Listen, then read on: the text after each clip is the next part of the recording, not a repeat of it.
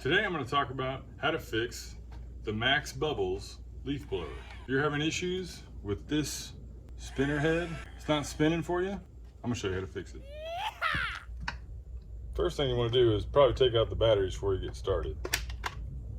The bubble blower uses 3 AA batteries. Let's go ahead and remove those. Next thing you want to do is you want to remove some screws to the housing. So I'd recommend taking off everything except for what's on the handle and the battery pack. Okay, the trickiest part about this leaf blower is getting this front cover off. You might damage the piece like I did a little bit getting it off. With your nozzle cap removed, you can now pull apart the housing.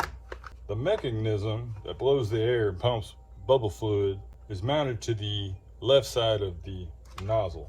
You want to spread the housing far enough apart to remove the right side. Be very gentle while doing this. See this little gear right here? I put the batteries back in. Let me show you. When you pull the trigger, it spins this shaft.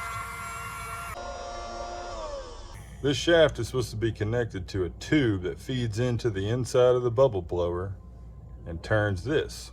That's where it feeds in through this little hole. But if you look closely, it's become detached. In order to get this nose cap off, as I pulled this whole unit apart, there are 3 screws you need to locate. 1, 2, 3, and remove.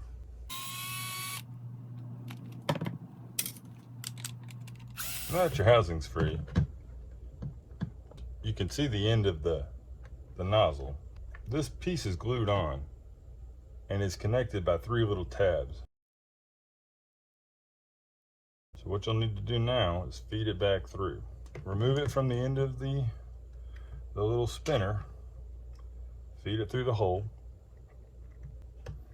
and then connect it back to the drive shaft. You can also remove this drive shaft to make it easier. Remove the drive shaft, place the gear in a little secure spot. Now you want to stick the end of that tube onto your spinner. Okay, now the drive shaft's connected to the spinner. Align your holes, snap your spinner head back into your mechanism. Reattach your gear to your drive shaft and snap everything back into place. Now let's give it a test. Working good. Now at this point your mechanism's back in your nozzle.